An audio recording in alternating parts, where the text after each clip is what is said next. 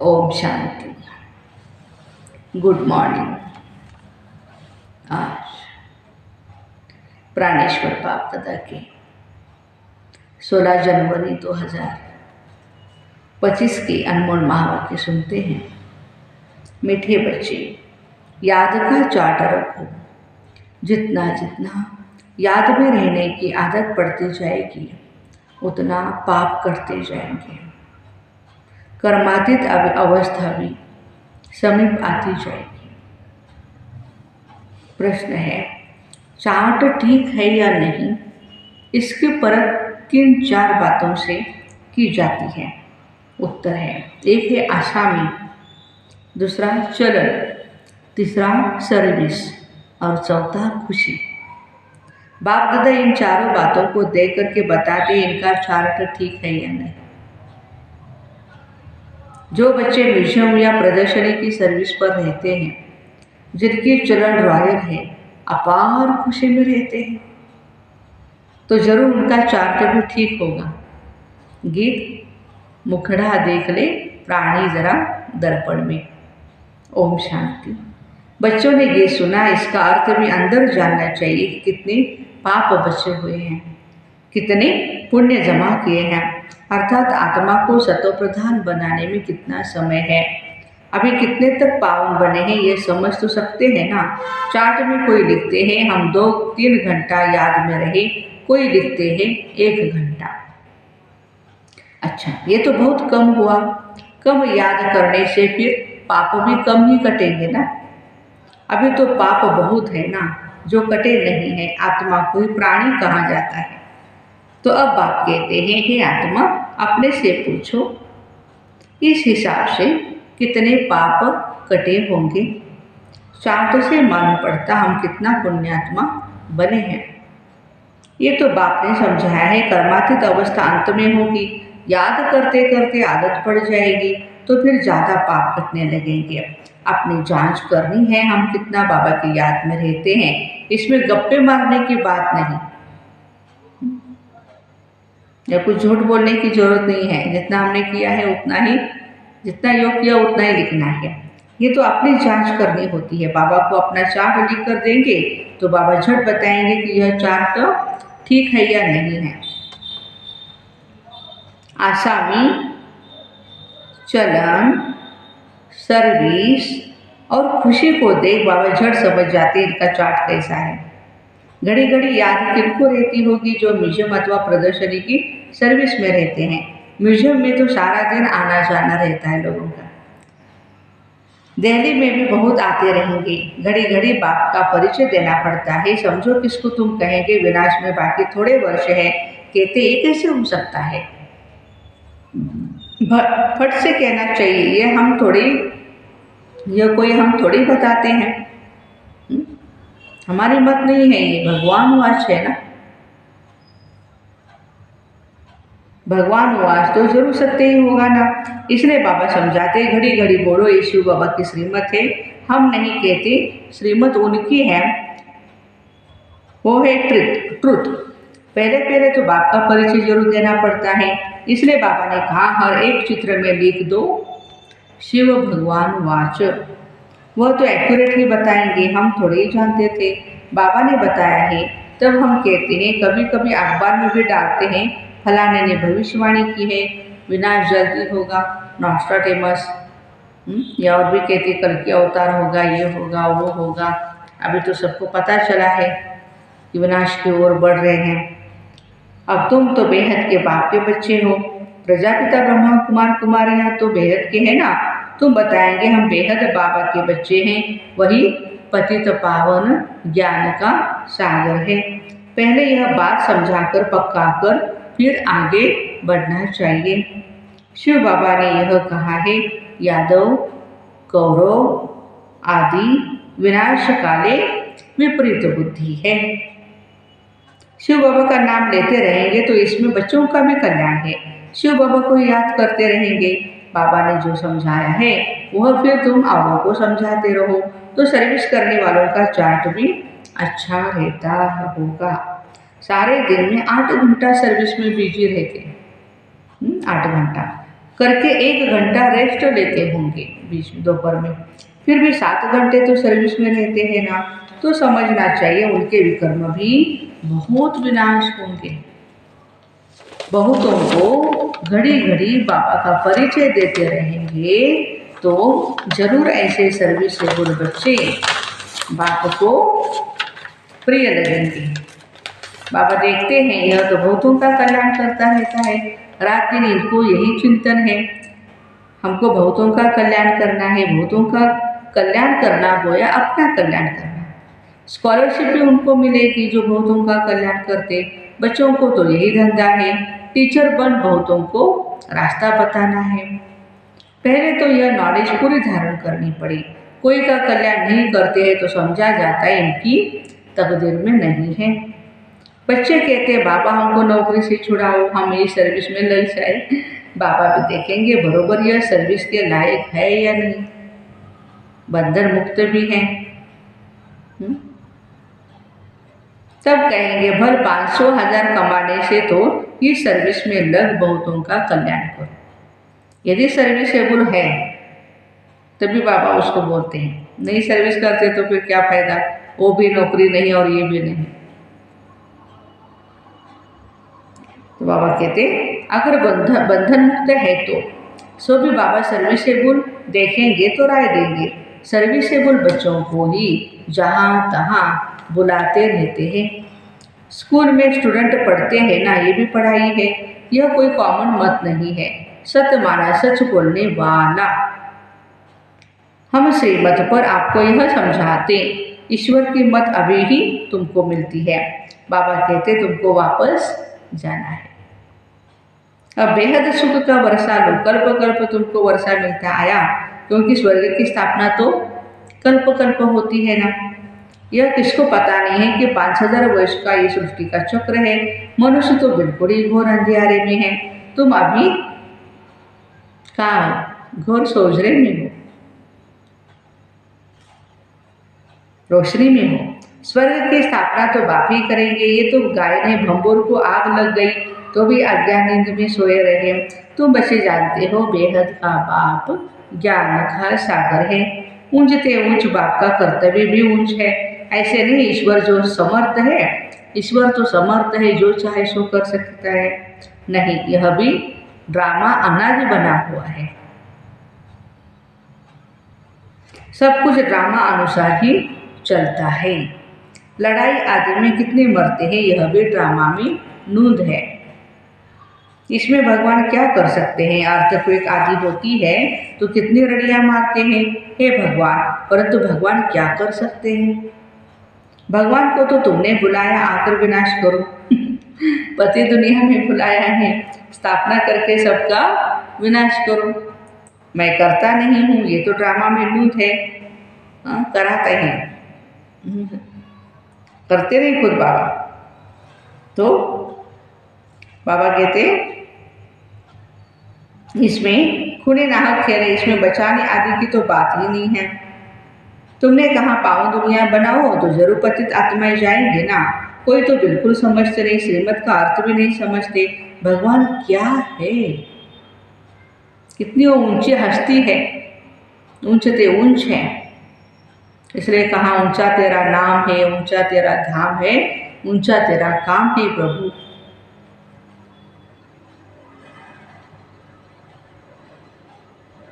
कोई बच्चा ठीक पढ़ता नहीं तो माँ बाप कहते तुम तो पत्थर बुद्धि। सतयुग में ऐसे कहीं नहीं कहते, कलयुग में है ही पत्थर बुद्धि। पारस बुद्धि यहाँ कोई हो ही नहीं सकता है। आजकल तो देखो मनुष्य क्या क्या करते रहते हैं। एक हार्ट निकाल दूसरी डाल देते हैं। Heart transplantation, kidney transplantation, liver transplantation, है ना, ऑर्गन्स डोनेट करते हैं। अच्छा, इतनी मेहनत कर यह किया, फिर इसे क्या फायदा, करके थोड़े दिन और जिएगा। बहुत रिद्धि सिद्धि सीख कर आते हैं, फायदा तो कुछ भी नहीं। भगवान को याद ही इसलिए करते हैं हमको आकर के पावन दुनिया का मालिक बनाओ। हम पतित दुनिया में रहे बहुत दुखी हुए हैं। सतयुग में तो कोई बीमारी आदि दुख की बात होती नहीं। अभी बाप द्वारा तुम कितना ऊंच पद पाते हो। यहाँ भी मनुष्य पढ़ाई से ऊंच डिग्री पाते हैं, बड़े खुश रहते हैं। तुम बच्चे समझते हो यह तो बाकी थोड़े रोज जिएंगे, पापों का बोझा तो सिर पर बहुत है, बहुत सजाएं खाएंगे। अपने को पतित तो कहते हैं ना, विकार में जाना पाप नहीं समझते हैं। पाप आत्मा तो बनते हैं ना, कहते हैं गृहस्थ आश्रम तो अनादि चला आता है।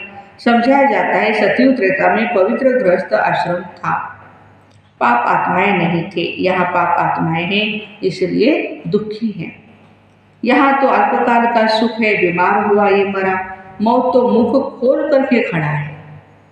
देख रहे हैं अभी सारे कैसी परिस्थितियां आ गई है। अचानक हार्ट फेल हो जाते हैं, या है ही काग विष्टा समान सुख। वहाँ तो तुमको अथाह सुख है, तुम सारे विश्व के मालिक बनते हो, किसी भी प्रकार का दुख नहीं होगा, न गर्मी न ठंडी होगी। सतयुग में बाबा कहते सदैव बाहर मौसम होगा। तत्व भी ऑर्डर में रहते हैं, फुल कायदे में रहते हैं, क्योंकि आत्मा ही कायदे में है।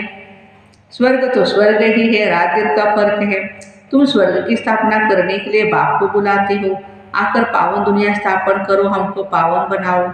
तो हर एक चित्र पर शिव भगवान वास लिखा हुआ हो, इसमें घड़ी घड़ी शिव बाबा याद आएगा, ज्ञान भी देते रहेंगे। म्यूजियम अथवा प्रदर्शनी की सर्विस में ज्ञान और योग दोनों इकट्ठे चलते हैं।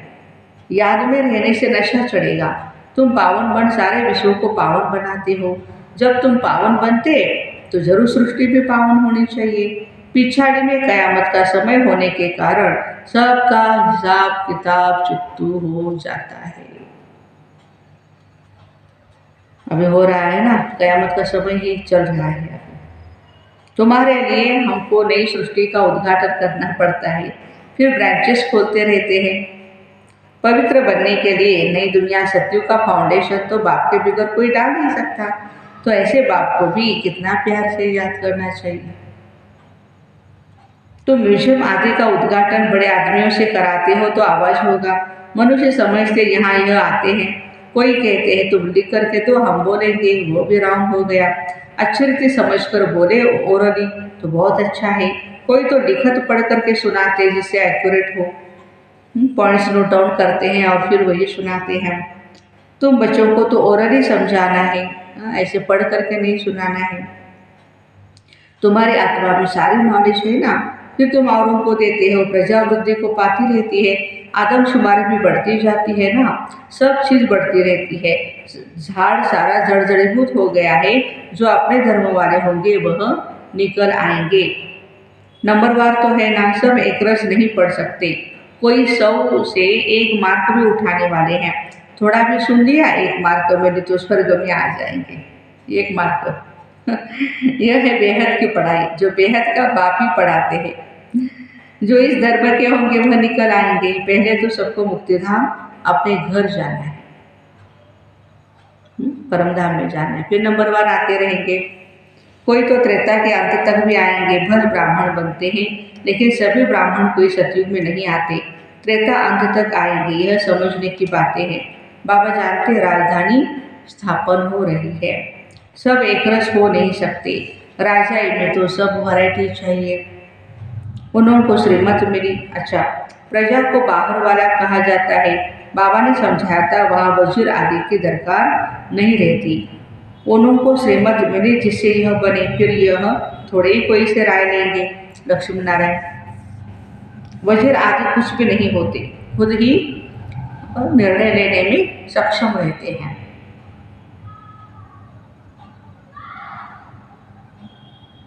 फिर जब पतित होते हैं तो एक वजीर एक राजा रानी होते हैं।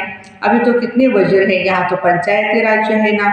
एक की मत न मिले दूसरे से, एक से दोस्ती रखो, समझाओ, काम कर देंगे। दूसरा फिर आया, उनको ख्याल में न आया तो औरों ही काम को बिगाड़ देंगे। एक की बुद्धि न मिले दूसरे से, वहाँ तो तुम्हारी सब मनोकामनाएं पूरी हो जाती है। तुमने कितना दुख उठाया है, इसका नाम ही है दुख धाम। भक्ति मार्ग में कितने धक्के खाए हैं, ये भी ड्रामा। जब दुखी हो जाते हैं तब बाबा आकर के सुख का वर्षा देते हैं। बाबा ने तुम्हारी बुद्धि कितनी खोल दी है, मनुष्य तो कह देते साहूकारों के लिए स्वर्ग है, गरीब नर्क में है। तुम यथार्थ रीति जानते हो स्वर्ग किसको कहा जाता है। सतयुग में थोड़े ही कोई रहमदिल के बुलाएंगे, यहाँ बुलाते हैं रहम करो, लिबरेट करो। बाबा ही सबको शांतिधाम सुखधाम में ले जाते हैं। अज्ञान काल में तुम भी कुछ नहीं जानते थे। जब हमने ज्ञान नहीं लिया था कुछ भी नहीं जानते थे। जो नंबर 1 तमो प्रधान वही फिर नंबर 1 सतो प्रधान बनते ब्रह्मा बाबा। ये अपनी बड़ाई नहीं करते हैं, बड़ाई तो एक की ही है, शिव बाबा की। लक्ष्मी नारायण को ऐसा बनाने वाला तो वह है ऊंचते ऊंच भगवान। वो बनाते भी ऊंच है, बाबा जानते हैं सब तो ऊंच नहीं बनेंगे, फिर भी पुरुषार्थ करना पड़े। यहाँ तुम आते हो नर से नारायण बनने, कहते हैं ना, क्या कहते हैं बाबा, हम तो स्वर्ग की बात सही जरूर लेंगे, हम सत्यनारायण की सच्ची कथा सुनने आए हैं। बाबा कहते अच्छा, तेरे मुख में गुलाब जामुन, मेहनत कर। सब तो लक्ष्मी नारायण नहीं बनेंगे, ये राजधानी स्थापन हो रही है। राजाई घराने में, प्रजा घराने में चाहिए तो बहुत है ना। आश्चर्यवत सुनंती कथंती हरकती देवंती, फिर वापस आवंती। जो बच्चे अपनी कुछ न कुछ उन्नति करते हैं तो चढ़ पड़ते हैं, सरेंडर होते ही है यहाँ गरीब। देह सहित और कोई भी याद न रहे, बड़ी मंजिल है। अगर संबंध जुटा हुआ होगा तो वो याद जरूर पड़ेगा। बाबा को क्या याद पड़ेगा, सारा दिन बेहद में ही बुद्धि रहती है, कितनी मेहनत करनी पड़ती है। बाबा कहते हैं मेरे बच्चों में भी उत्तम, मध्यम और कनिष्ठ है। दूसरे कोई आते हैं तो भी समझते ये पति दुनिया के हैं, फिर भी यज्ञ की सर्विस करते हैं तो रिगार्ड देना पड़ता है। बाबा युक्तिबाज तो है ना, नहीं तो यह tower of silence, holiest of Holi tower है, जहाँ होलीएस्ट ऑफ होली बाप सारे विश्व को बैठ होली अर्थात तो पवित्र बनाते हैं। यहाँ कोई भी पतित आ नहीं सकता, परंतु बाप कहते मैं आया हूँ सभी पतितों को पावन बनाने, इस खेल में ही मेरा भी पार्ट है। अच्छा, मीठे मीठे सिखिलते बच्चों प्रति माता पिता बाप दादा का याद प्यार और गुड मॉर्निंग। रूहानी बाप के रूहानी बच्चों को नमस्ते। हम रूहानी बच्चों की रूहानी माता पिता बाप दादा को याद प्यार, गुड मॉर्निंग और नमस्ते। वाह बाबा वाह, शुक्रिया बाबा शुक्रिया। धारणा, अपने चार्ट को देखते जांच करनी है कितने पुण्य जमा किए, आत्मा सतो प्रधान कितनी बनी, याद में रहकर सब हिसाब किताब चुकतू करने हैं। स्कॉलरशिप लेने के लिए सर्विसेबल बन, बहुतों का कल्याण करना है, बाप का प्रिय बनना है। टीचर बन, बहुतों को रास्ता बताना है। अष्टवरदान, अपने फरिश्ते स्वरूप द्वारा सर्व को वर्षे का अधिकार दिलाने वाले आकर्षण मूर्त भव। फरिश्ते स्वरूप की ऐसी चमकीले ड्रेस धारण करो जो दूर दूर तक आत्माओं को अपनी तरफ आकर्षित करे और सर्व को भिखारीपन से छुड़ाए, वर्षे का अधिकारी बना दे। इसके लिए ज्ञान मूर्त, याद मूर्त और दिव्य गुण मूर्त बन उड़ती कला में स्थित रहने का अभ्यास बढ़ाते चलो। आपकी उड़ती कला ही सर्व को चलते फिरते फरिश्ता सो देवता स्वरूप का साक्षात्कार कराएगी। यही विधाता वरदातापन की स्टेज है। स्लोगन, औरों के मन के भावों को जानने के लिए सदा मन मनाभव की स्थिति में स्थित रहो। अपने शक्तिशाली मनसा द्वारा प्रकाश देने की सेवा करो। मनसा शक्ति का दर्पण है, बोल और कर्म। चाहे अज्ञानी आत्माएं चाहे ज्ञानी, दोनों के संबंध संपर्क में बोल कर्म शुभ भावना शुभ कामना वाली हो। जिनकी मनसा शक्तिशाली व शुभ होगी उसकी वाचा और कर्मणा स्वतः ही शक्तिशाली होंगी, शुद्ध होंगी, शुभ भावना वाली होंगी। मनसा शक्तिशाली अर्थात याद की शक्ति श्रेष्ठ होगी, शक्तिशाली होगी, सहज योगी होंगे। निशानी बताई बाबा ने। तो ऐसे अपने फरिश्ते स्वरूप द्वारा सर्व को वर्षे का अधिकार दिलाने वाले आकर्षण मूर्त भाई बहनों को ओम शांति। Have a nice day.